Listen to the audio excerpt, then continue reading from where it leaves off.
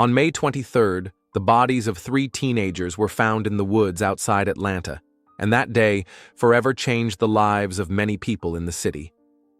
But the story began a week earlier, on May 16th, when Riverside High School celebrated its prom. The gym was decorated with gold and blue ribbons, balloons hung everywhere, and a local band played on a makeshift stage. Graduates in formal attire danced, took photos, and rejoiced at the end of one of the most important stages of their lives. Detective Amanda Gray received a call at 6:30 the next morning. The dispatcher's voice was tense as he reported that 3 teenagers were missing. Amanda quickly got dressed, drank her coffee, and headed to the station where her partner, Detective Frank Daniels, was already waiting for her. "What do we have?" Amanda asked, buttoning her jacket. 3 high school seniors didn't come home after a school party, Frank replied, looking through a folder of documents. Tyler Brooks, 18, Jessica Morgan, 17, and Devin Wright, 18. Their parents started to worry this morning when they didn't come home. Amanda nodded. In her 15 years on the force, she had seen many cases of missing teenagers, and most of them ended happily. Children often stayed overnight with friends after important events, forgetting to notify their parents. The detective's first stop was Riverside High School. The 2-story brick building was located in a quiet neighborhood surrounded by old oak trees. The parking lot was still filled with the cars of teachers who were cleaning up after yesterday's celebration. Principal Robert Coleman met them in the school hallway. The middle-aged man with graying temples looked tired but concerned. He invited the detectives to sit down and offered them coffee.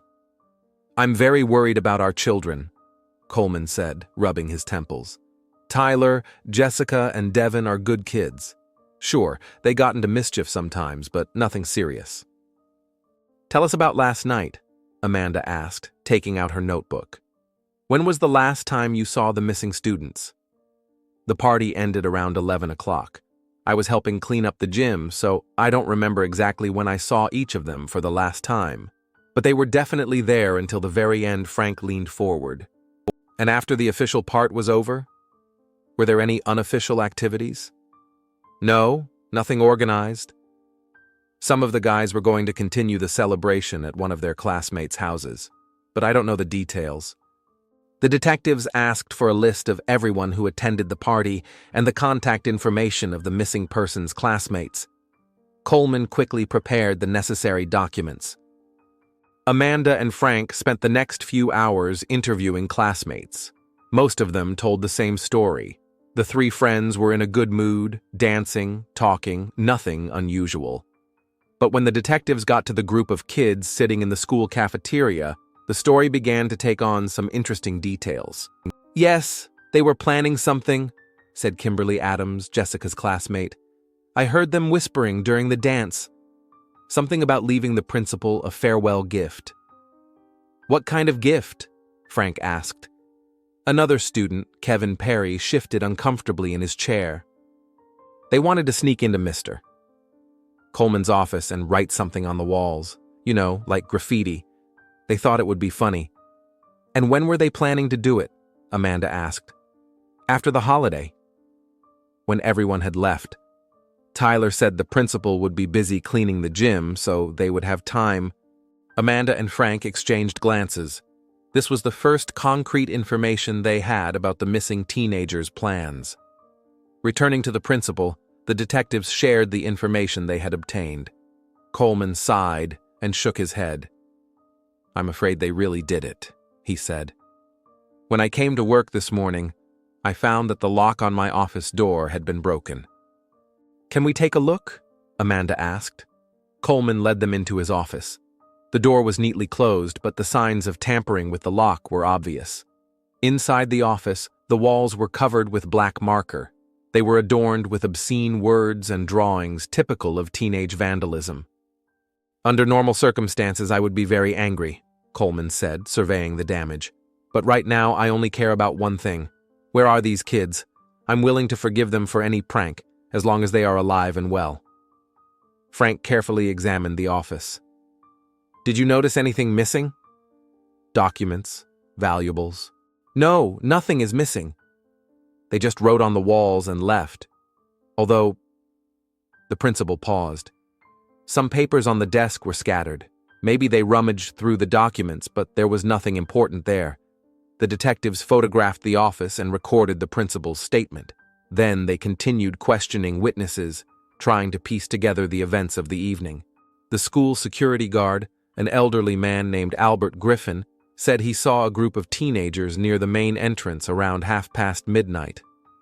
3 kids were walking quickly toward the exit, he recalled. They looked agitated, maybe even scared. I thought they were late for home and in a hurry. Did you recognize any of them? Amanda asked. It was hard to see their faces in the dark, but one of them was quite tall, and the girl was wearing a red dress.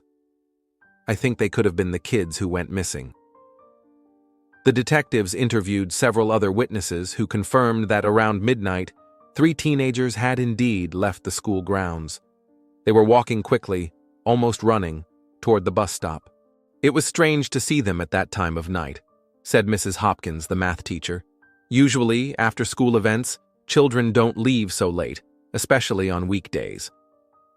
By the end of the day, detectives had gathered enough information to piece together a rough picture of what had happened. The 3 friends had stayed at school after the party ended, broken into the principal's office, written on the walls, and then quickly left the building around midnight. But what happened to them next remained a mystery. Amanda and Frank organized a search in the school area. Patrol crews, volunteers, and the parents of the missing teens joined the effort. They searched nearby parks, abandoned buildings, and checked the homes of friends and acquaintances. The parents of the missing teenagers were desperate. Jessica's mother cried, begging detectives to find her daughter. Tyler's father walked the streets with a photo of his son, questioning passers-by. Devin's family hired a private investigator to conduct additional searches. Major Gerald Hunter, head of the homicide division, personally oversaw the case. He regularly called Amanda and Frank, demanding reports on the progress of the search. The press is already starting to ask questions, he warned the detectives during an evening meeting. The mayor is also concerned. We need results. But there were no results. The 3 teenagers seemed to have vanished into thin air after leaving school. CCTV cameras on nearby streets did not capture them. Their cell phones were either turned off or out of range. The next day, the search continued with redoubled intensity. Dog handlers with dogs were brought in, and all possible routes from the school to the teenagers' homes were checked. Abandoned buildings within a radius of several kilometers were searched. Nothing. Amanda felt a growing sense of unease. Over the years, she had learned to trust her intuition, and now something told her that this was not a typical case of teenage mischief. There were too many oddities. The late departure from school, the frightened faces of the witnesses, the complete disappearance of any traces. Frank was concerned, too. Something's not right here, Amanda, he said, studying a map of the area in their makeshift search headquarters. 3 smart kids can't just disappear without a trace. Maybe they were in an accident, Amanda suggested, or met someone who offered them a ride. We checked all the hospitals within a 100-kilometer radius. No injuries were reported that night. As for a ride, who would pick up 3 teenagers at midnight? This question haunted the detectives. They questioned witnesses again and again, trying to find even the slightest clue. By the end of the week, it was clear that the usual search methods were not yielding any results. The 3 Riverside High School graduates had disappeared without a trace, leaving behind only graffiti-covered walls in the principal's office and a host of unanswered questions. On May 23rd, exactly 1 week after the 3 teenagers disappeared, Kennesaw Mountain National Park Ranger Derek Simmons was making his usual morning rounds. It was around 8 a.m. when he noticed a strange smell coming from the thick undergrowth 2 kilometers from the main tourist trail. Simmons had been a ranger for 12 years and knew all the smells of the forest well. This one was different, heavy, cloying, unnatural. Following the source of the smell, he ventured deeper into the wild thicket and stumbled upon a sight that would remain in his memory forever. In a small, natural hollow surrounded by old oak trees lay the bodies of 3 people. Even from a distance, it was clear that they were teenagers. Simmons immediately called the police, trying not to approach the scene and disturb the evidence. Detective Amanda Gray received a call at 8:30 in the morning. The dispatcher's voice trembled with excitement as he reported the discovery. Amanda knew instantly. It was them, the 3 missing graduates of Riverside High School. She immediately contacted Frank, and half an hour later, both detectives were on their way to the scene. On the way, Amanda thought about how to break the terrible news to the parents. During the week-long search, she had gotten to know the families of the missing well, seeing their hopes and despair. The crime scene was already cordoned off with police tape when the detectives arrived. Major Hunter was already there, coordinating the work of the forensic team. His face was grim as he approached Amanda and Frank. "Prepare for the worst," he said quietly. "What we see here goes beyond a normal murder." Amanda put on protective gloves and shoe covers before approaching the bodies. What she saw shocked even her, who had seen a lot during her years on the police force. The bodies were lying in unnatural positions. Jessica Morgan was found at the base of a large oak tree, her red prom dress torn and stained with blood. There were knife wounds in her chest and stomach. Tyler Brooks lay a few meters away from her, his tuxedo also covered in blood. Judging by the wounds, he had been shot in the head and chest. But the most horrific sight was the corpse of Devin Wright. The body of the 18-year-old boy had been brutally mutilated.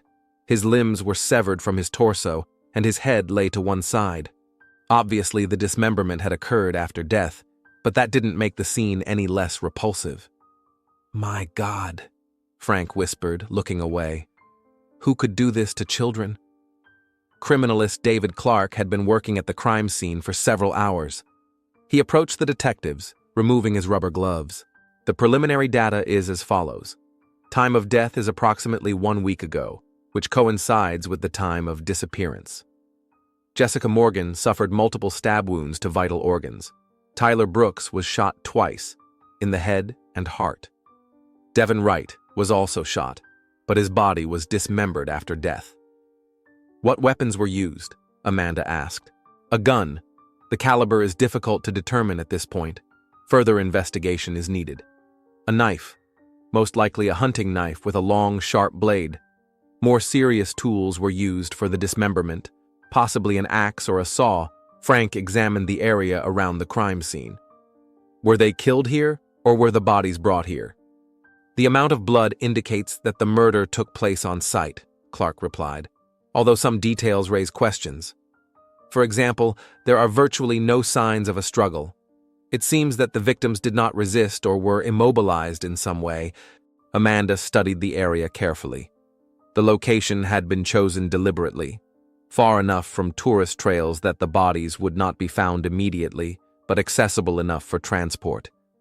A dirt road ran 100 meters from the hollow. "Do you think the killer knew this area?" she asked Clark. "Definitely. This wasn't a random choice. Someone planned to bring the victims here in advance. The detectives spent the entire day at the crime scene, carefully documenting every detail.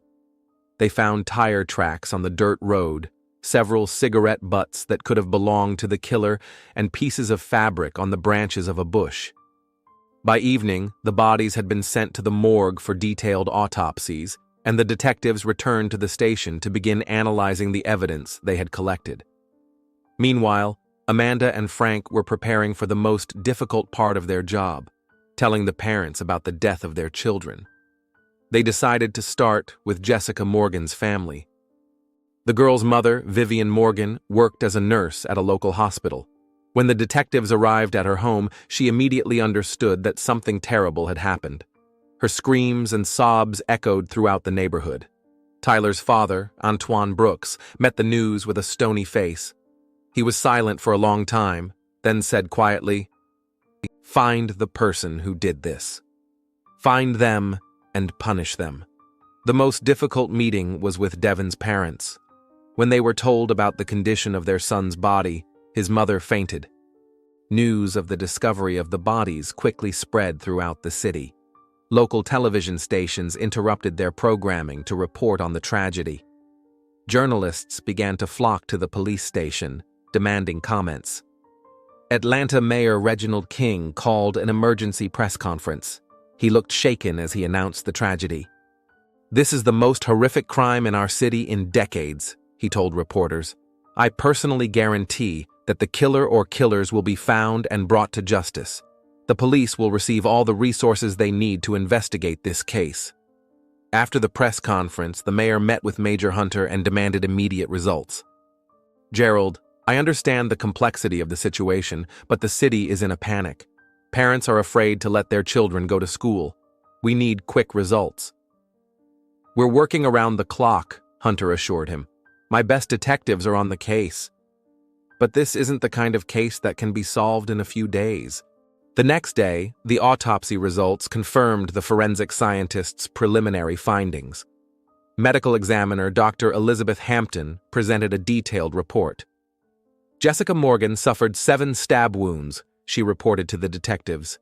3 of them were fatal. Judging by the angle of the wounds, the killer was taller than the victim and struck from above. "There are no signs of sexual assault." "And Tyler?" Frank asked. 2 gunshot wounds. The first to the head, the second to the heart. 9mm bullets. Death was instantaneous. Was Devin Wright shot in a similar manner? Yes. But his case is special. The dismemberment occurred several hours after death, when the body had already cooled. Various instruments were used. A sharp knife for soft tissue, something like an axe for bones. Amanda studied the crime scene photos carefully. "Doctor, can you tell us anything about the killer's personality based on the nature of the wounds?" "This is the work of someone with specific skills," Hampton replied. "The knife wounds are precise, targeting vital organs. The gunshots are also very accurate. As for the dismemberment, that requires time, patience, and a complete lack of empathy." The detectives began to profile the killer. Most likely, he was a middle-aged man, physically strong, familiar with human anatomy, and experienced with weapons. Perhaps a hunter or someone with medical training. The following days were devoted to a thorough analysis of the evidence. Ballistic analysis showed that the bullets were fired from a single gun, a Glock Model 19. The weapon was not registered in any databases. Cigarette butts found at the crime scene belonged to a Marlboro smoker. The DNA on them did not match any of the samples in the database. The tire tracks belonged to a pickup truck or SUV, but the exact model could not be determined. Amanda and Frank returned to Riverside High School to question the teachers and classmates of the victims again. Perhaps they had missed something important in the early days of the investigation. Principal Coleman looked depressed. The tragedy had had a profound effect on the entire school. "I haven't slept in days," he admitted to the detectives. "I keep thinking, maybe I could have done something to prevent this. If I hadn't left the office unattended, if I had made sure all the children got home safely." "You can't blame yourself," Amanda said. "No one could have foreseen this outcome." They examined the principal's office again, even though the graffiti had already been painted over. Frank carefully examined the documents on the desk. "Mr. Coleman, you said that some papers were scattered after the break-in. What kind of documents were they?" "Just regular school papers, schedules, progress reports, event plans, nothing secret or important." The detectives questioned all the teachers at the school, but no one could provide any new information. Everyone described the victims as ordinary teenagers, with no obvious enemies or problems. They returned to examining the events of prom night. They questioned everyone who had seen the trio for the last time. Gradually, a more detailed picture began to emerge. School security guard Albert Griffin recalled additional details. When they left the school, one of the boys was carrying some kind of folder or envelope. "I thought it might be documents from the principal's office." "Why didn't you mention that earlier?" Frank asked. "I didn't think it was important. I thought it was just school paperwork." The detectives returned to the crime scene with a new search team. If the teenagers had indeed taken something from the principal's office, those documents could still be in the woods. After several hours of searching, they found scraps of paper scattered by the wind throughout the woods. Most of them were ruined by rain and could not be recovered, but a few fragments were collected and sent for examination. The examination showed that these were indeed documents from the school. On one of the fragments, it was possible to make out handwriting and a few words, but the meaning remained unclear. Meanwhile, public pressure on the police was mounting. Parents demanded that their children's safety be ensured. Journalists reported daily on the progress of the investigation, and the mayor threatened to replace the police leadership if the killer was not found. Major Hunter convened an extended meeting of all the detectives working on the case. "We have 3 brutally murdered teenagers, minimal evidence, and no obvious suspects," he summarized. "We've checked all registered gun owners in the area, everyone who's had problems with the law, everyone who knew the victims' families. The result is 0. Amanda studied the board with photos and diagrams of the case. "We're missing something," she said. "The murder was carefully planned. The killer knew where and when to find the victims. This was not a random crime." "I agree," Frank nodded. "Someone was watching the teenagers and knew about their plans to break into the principal's office." "So the killer was connected to the school?" one of the detectives suggested. "Possibly. Or had access to information about school life," Amanda replied. Major Hunter thought for a moment. "What if we approach this from a different angle? Instead of looking for the killer among outsiders, let's focus on those who were directly involved with the school and the events of that evening." "Are you suggesting we suspect the teachers and school staff?" Frank clarified. "I'm suggesting we don't rule out that possibility. Who else could have known about the teenagers' plans? Who had a motive to eliminate them?" The idea seemed incredible, but there were no other leads. The detectives compiled a list of all Riverside High School employees and began checking their backgrounds and alibis for the night of the murders. Principal Coleman, teachers, technical staff, security guards, cooks, school bus drivers, everyone came under suspicion.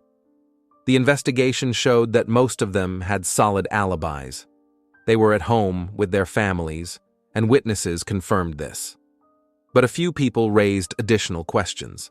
They either did not have a clear alibi, or their statements contained contradictions.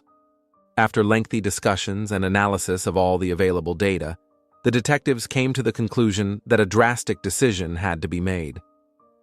"We will set up covert surveillance of all suspicious school employees," Major Hunter announced at the next meeting.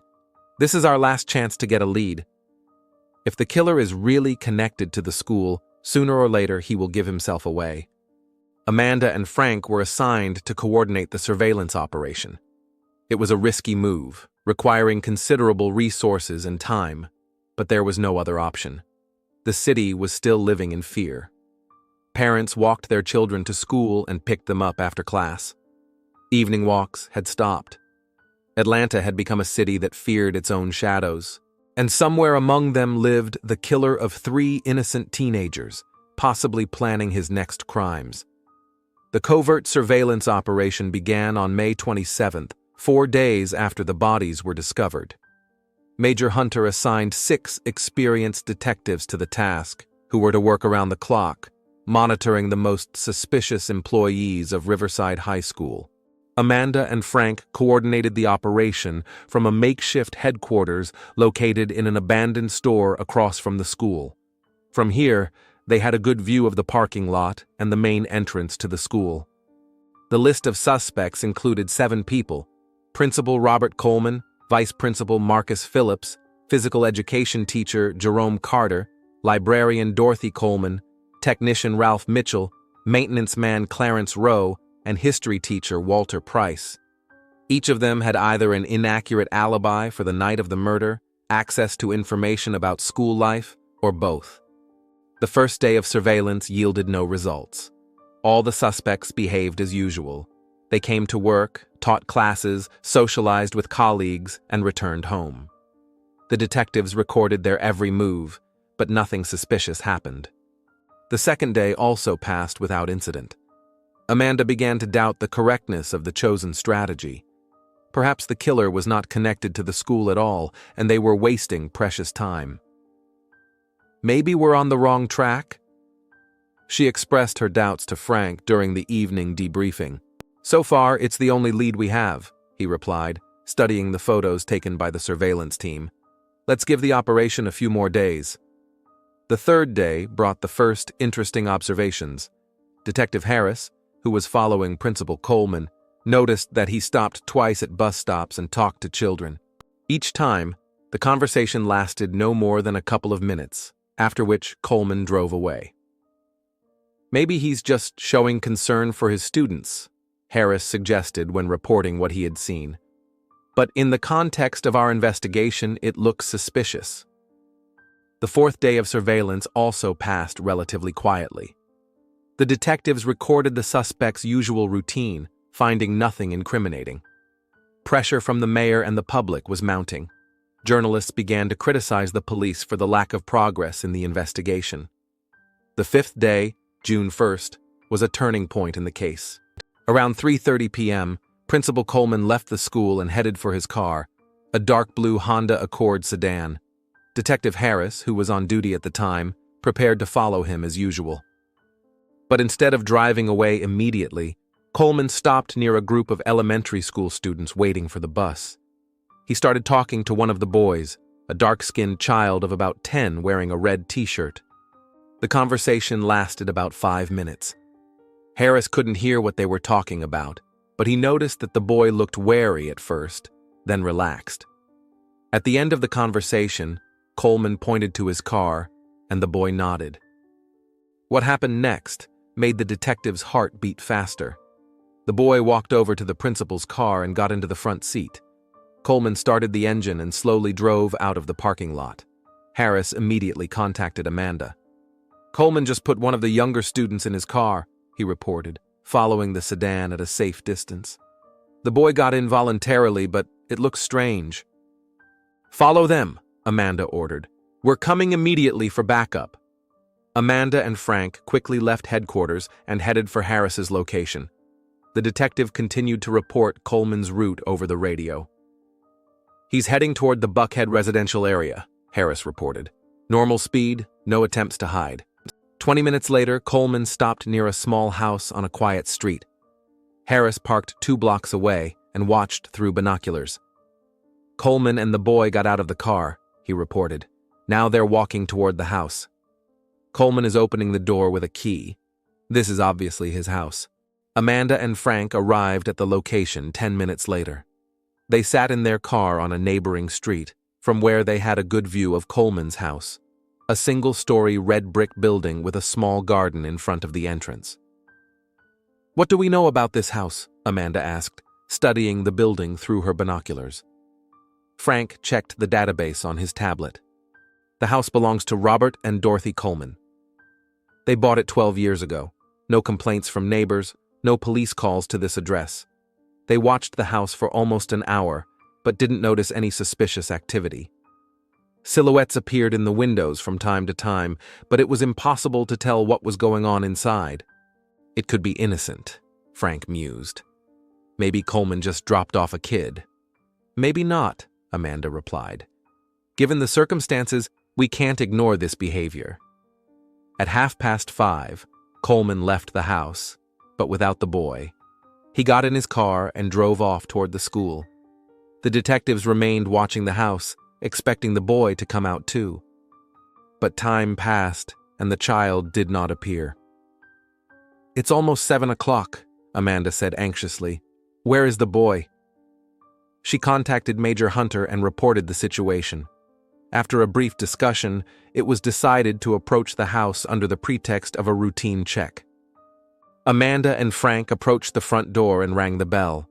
A few seconds later, the door was opened by a middle-aged woman, tall, thin, with short gray hair. It was Dorothy Coleman, the principal's wife and the school librarian. Good evening, Mrs. Coleman, Amanda greeted her, showing her ID. Detective Gray, this is my partner, Detective Daniels.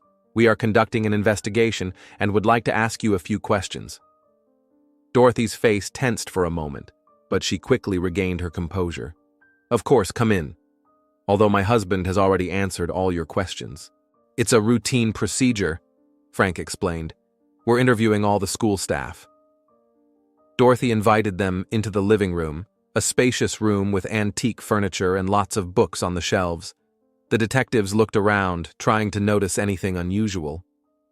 "Did your husband bring one of the students home today?" Amanda asked. "Yes, little Jason Park," Dorothy replied.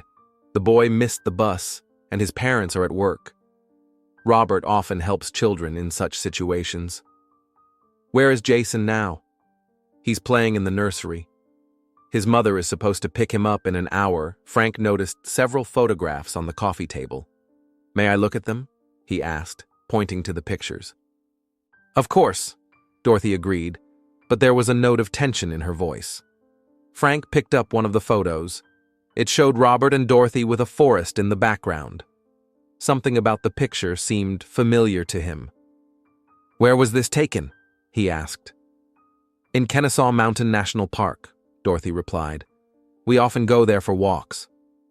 Amanda and Frank exchanged quick glances. It was in this park that the teenagers' bodies had been found. "Do you know this area well?" Amanda asked. "Oh yes, we've explored every trail there. Robert is into wildlife photography, so we often venture into the most remote corners of the park." This was the first concrete link between the Coleman family and the crime scene. The detectives decided not to reveal their suspicions and continued the conversation in a normal tone. After half an hour of polite questions, they said goodbye to Dorothy and returned to their car. But instead of driving away, they settled in for further observation. "We need a search warrant," Amanda said. "There are too many coincidences." "I agree. But the judge will require more compelling evidence than familiarity with the park and driving a student home." They contacted Major Hunter and reported the situation. He promised to contact the prosecutor and try to obtain a search warrant for the Coleman home.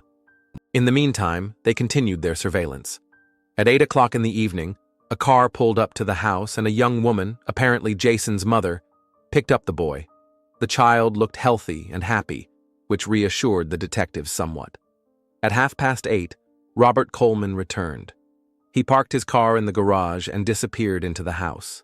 The search warrant was obtained at 11 o'clock in the evening. The judge agreed with the prosecutor's arguments that the body of circumstantial evidence justified such a measure. Early in the morning of June 2nd, at 6 o'clock, a group of detectives and SWAT officers surrounded the Coleman house. Amanda and Frank approached the front door and knocked loudly. "Police! Open the door. We have a search warrant."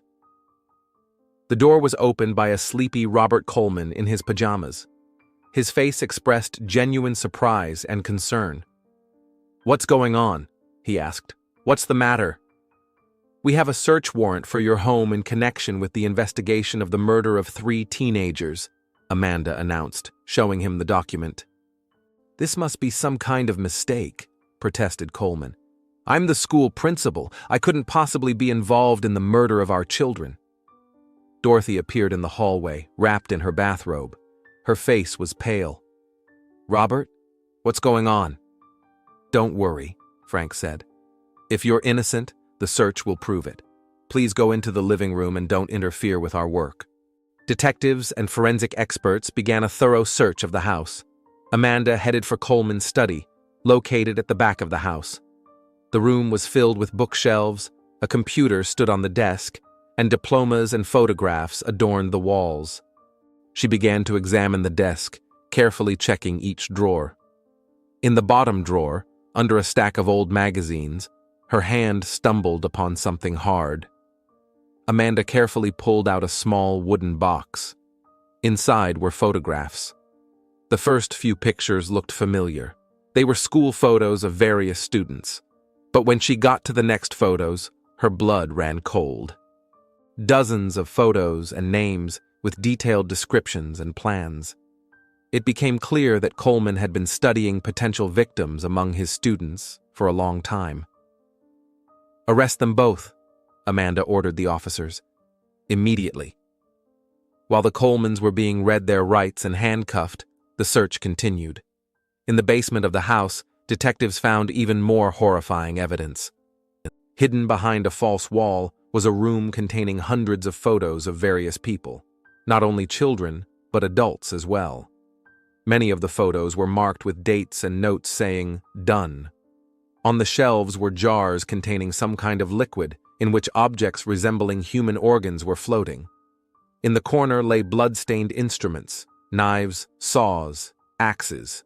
The most shocking discovery was an album containing trophies from each murder, the victim's jewelry, strands of hair, personal belongings. Criminalist David Clark, who inspected the basement, was shocked by what he saw. "This place looks like a serial killer's museum," he told Amanda. "There's evidence of dozens of crimes here." In a separate folder were newspaper clippings about people who had gone missing over the past few years. Many of the cases remained unsolved, but now it was clear that the Colemans were behind them. When Robert and Dorothy were brought to the station for questioning, Major Hunter decided to be present for the procedure himself. The scale of the crimes that had been uncovered exceeded all expectations. Robert Coleman initially denied any involvement in the murders, claiming that the items found in the house did not belong to him. But when he was shown photographs of the victims and notes from the notebook written in his handwriting, his resistance broke down. "You don't understand," he said, looking at the floor. "It was necessary. Those kids, they threatened everything we had built." "What are you talking about?" Amanda asked. "What threat could innocent teenagers pose?" Coleman was silent for a long time, then began his story. "Tyler, Jessica, and Devin broke into my office on prom night. They just wanted to fool around, write graffiti on the walls. But Devin found my notebook with my notes. He realized that these weren't just ordinary school notes. Where did you catch up with them?" "They ran out of the school, but I followed them. I caught up with them at the bus stop. I told them I wanted to talk to them about what they had found. I offered to take them to a safe place where we could discuss everything." "And they agreed to go with you?" "Devin didn't want to, he was suspicious. But Tyler and Jessica talked him into it. They thought I just wanted to resolve the issue peacefully." Frank leaned toward Coleman. "What happened in the woods?" "I took them to a place I knew well. I said we could make a deal, that I wouldn't punish them for breaking into the office. But Devin kept asking questions about the recordings. He understood too much." "And then you decided to kill them?" "I had no choice," Coleman exploded. "If they had told anyone what they found, everything would have fallen apart. Dorothy and we had been working on our project for years. We couldn't let 3 stupid teenagers ruin everything." "What project are you talking about?" Coleman fell silent, but Dorothy, who was being questioned in the next room, was more talkative. "We were cleansing society of unwanted elements," she explained to the detectives with frightening calm. "Robert had access to the students' personal files, and I worked with them in the library. We could see which ones would grow up to be a problem for society. You killed children? Not just children, adults too. Criminals, drug addicts, homeless people who were of no use to society. The scale of their crimes was staggering. Over 7 years, Robert and Dorothy Coleman killed 32 people. They carefully selected their victims, studied their habits, and found ways to lure them into traps. Dorothy explained how they operated. Robert found suitable people. I helped develop the plans. We had a van with tinted windows in which we transported the material. We had been using the place in the forest for a long time." "Why these 3 teenagers?" Frank asked. "They weren't supposed to find the notes," Dorothy replied. "Robert was always careful, but that night the notebook was left on the table. When Devin found it, he immediately realized it wasn't just ordinary school notes. He was too smart." "And you decided to kill all 3 of them?"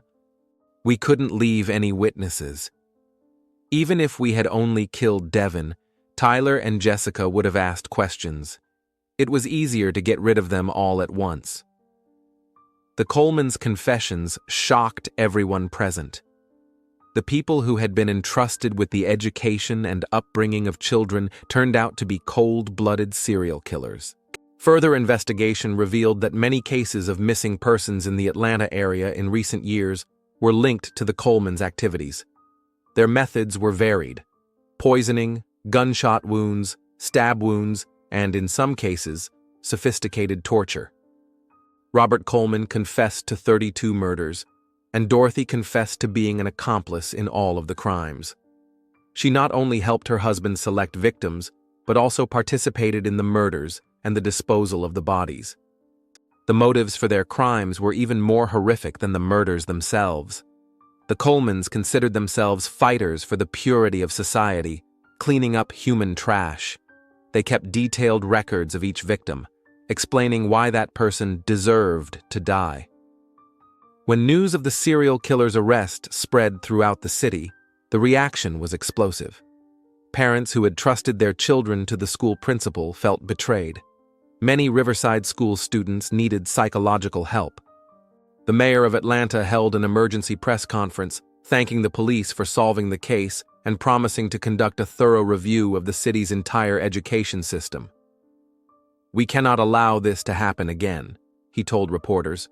"Additional checks will be introduced for all school employees." For detectives Amanda Gray and Frank Daniels, this case was one of the most difficult and emotionally draining of their careers. They uncovered not only the murders of 3 teenagers, but a whole series of crimes that had been going on for years. "I still find it hard to believe," Frank admitted as he summed up the case.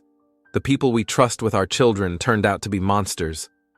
"The main thing is that they won't kill anyone else," Amanda replied. "Tyler, Jessica, and Devin didn't die in vain. Their deaths helped stop these killers." The trial of Robert and Dorothy Coleman became one of the most high-profile trials in Atlanta's history. Both were sentenced to life in prison without the possibility of parole. They were also charged with all the other murders they had committed during their years of criminal activity. Riverside High School was temporarily closed for the psychological rehabilitation of students and staff. When it reopened, it was staffed by completely new people under the strict supervision of the Board of Education. The story of 3 teenagers whose curiosity and chance discovery helped uncover the activities of serial killers served as a reminder that evil can lurk where you least expect it. Their deaths were tragic, but they saved the lives of many other potential victims of Robert and Dorothy Coleman.